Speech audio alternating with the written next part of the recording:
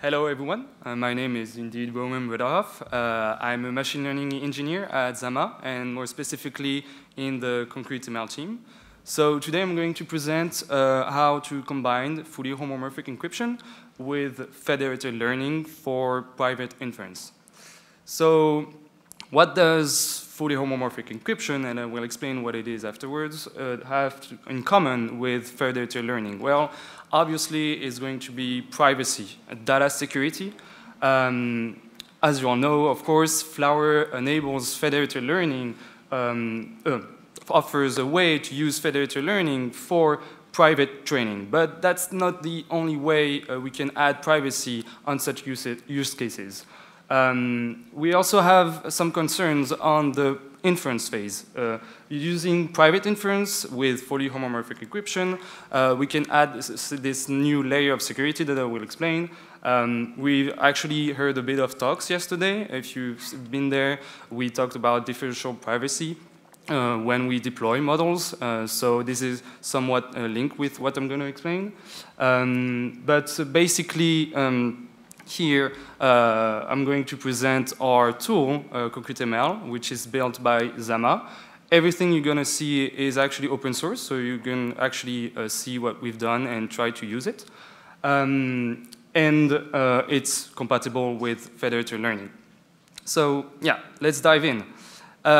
What is actually fully homomorphic encryption? So those who don't really know what it is, let's take a simple example with a centralized server. You have a client side and a server side, where the client side has a user that wants to benefit from a service that wants to use a machine learning model inference for any kind of thing you want.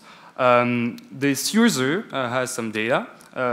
Usually today, the thing is that this user is going to encrypt the data and send it to the server, but this encryption is only going to last for the transportation of the data. Because for now, usually the server decrypts the data to be able to run the model on the server side, and then once the output is created, it's again encrypted and send it back to the user so that the user can decrypt it and read it. I mean, obviously, there are some problems with that, and I'm not going to explain a bit more about that, but I mean, there's a few, and quite a lot, privacy and security concerns about that. I mean, the user here doesn't have any control on his own data. The server can actually do whatever he wants with that. So the idea is that we want to leverage that and make sure that the client is the only party that has access and control over its own data. So one of the solutions we offer, of course, it's fully homomorphic encryption, or FHE. The idea is that you take this similar example. A user still has some data. It's encrypted, it's sent to the server, but this time the most important part about that is that the server does not need to decrypt the data. The model can be run and evaluated on the server side without ever knowing what the data was, or even the intermediary values or the output. The output is sent back to the user, and the user can decrypt it and read it as well. So it's really important to understand that here, the user is the only person that has access and control the data. No other party can know about it. For those who knows a bit about homomorphic encryption, fully homomorphic encryption actually handles any kind of operation. So not only additions and multiplications, but also non-linear operation. And that's a pretty good feat about that. Let's talk a bit about our tool, Concrete ML. The idea is to use this FHE principle and bring it to the machine learning world. So we started a bit on the centralized idea, and we started to be interested more and more in the decentralized and with federated learning situation. Concrete ML is built on common used and well-known libraries and frameworks. So we have PyTorch, scikit-learn, TensorFlow. We are built on the ONNX framework as well. we provide support for these kind of models, so well-known models as tree-based models, linear models, neural networks as well. For those who knows a bit about homomorphic encryption, for the past few years, the main drawbacks was that there's some kind of computational overhead. Computation can be a bit slower than what we are used to, but be sure that in this case, we are improving things. We are starting to get, we are actually ready for production for tree-based models where inference can get around hundreds of milliseconds per inference. For linear models, it's even faster. We can think about 10 milliseconds per inference. So it's improving more and more. And I'm not even talking about some work that is done on hardware acceleration that we or other companies do. So yeah, keep in mind that fully homomorphic encryption is improving more and more and are already doable in production. Neural networks is a bit more complicated, but it's already doable, so there's quite some nice works about that. Something that is also, of course, interesting here is that these models are complementary with Flower.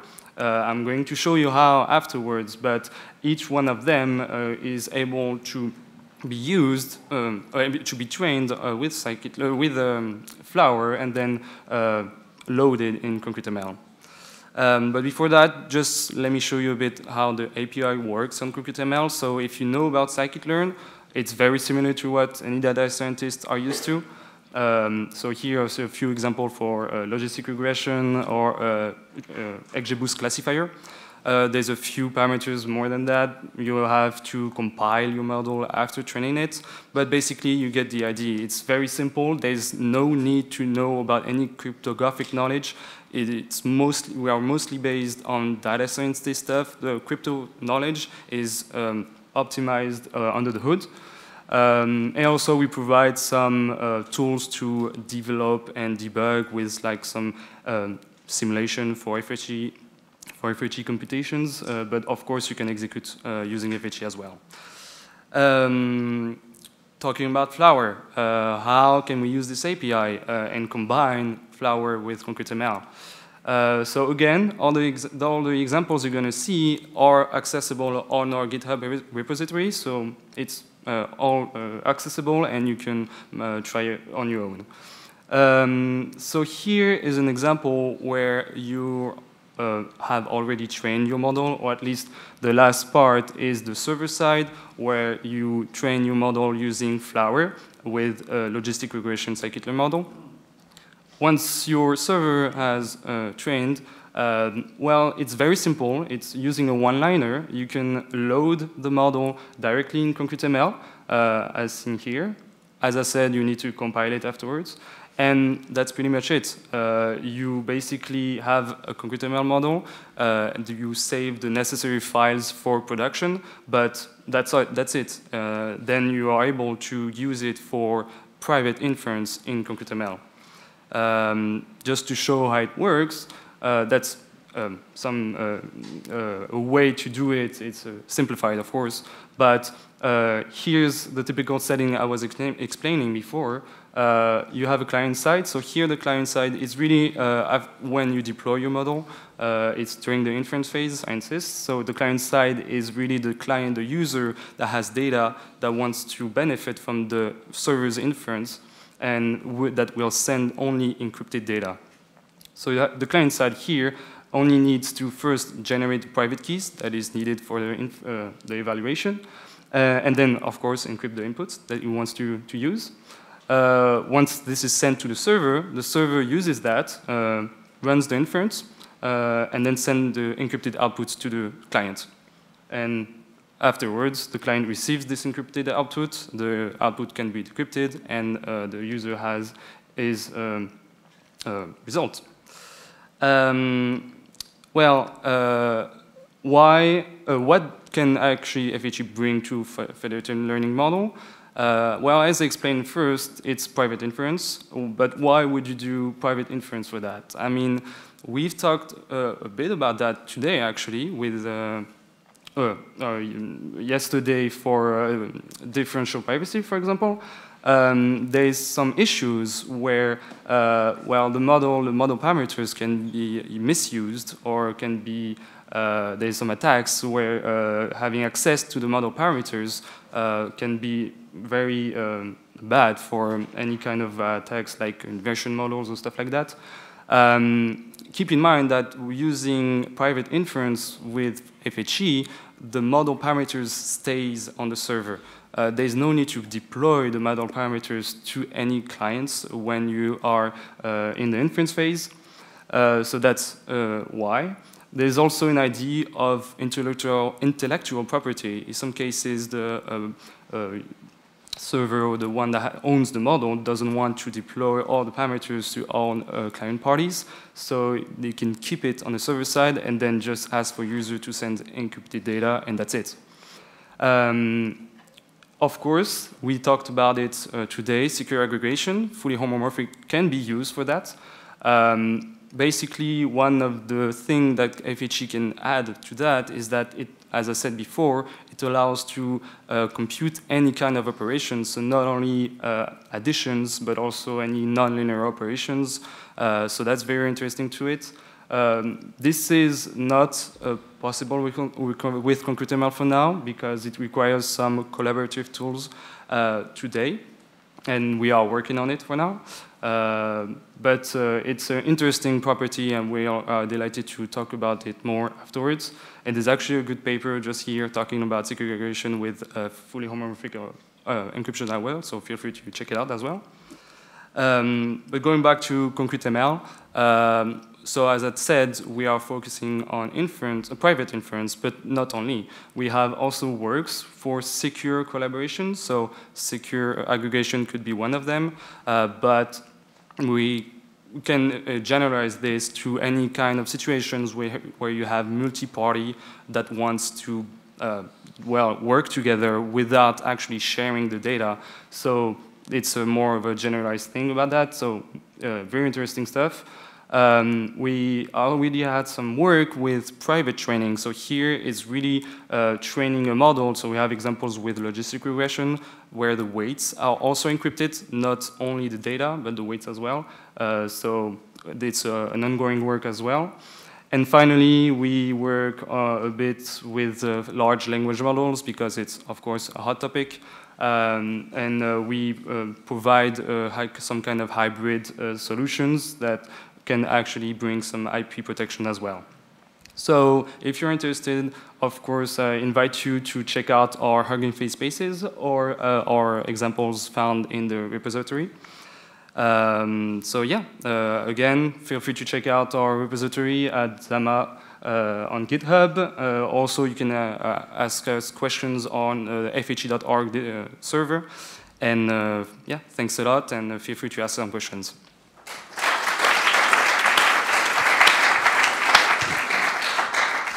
Thank you, Robin, for the great talk. I think we have a question over there. I'll run. Thanks very much for the interesting talk.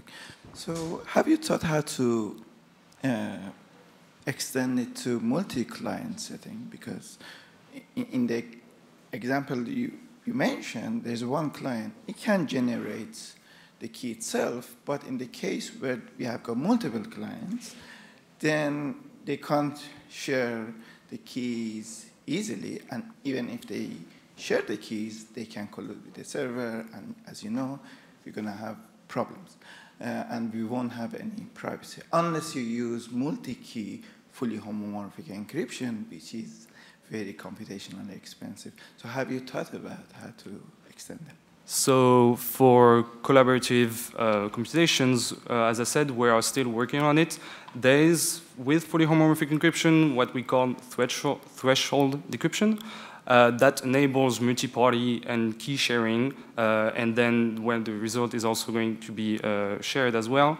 I cannot explain more about it because it's still ongoing, and I'm more on the machine learning part. But feel free to reach out to us and to know more about that, because we have already some blogs and people that would more be expert on that subject. But it's definitely interesting, and it's something that we are currently working on. Yeah.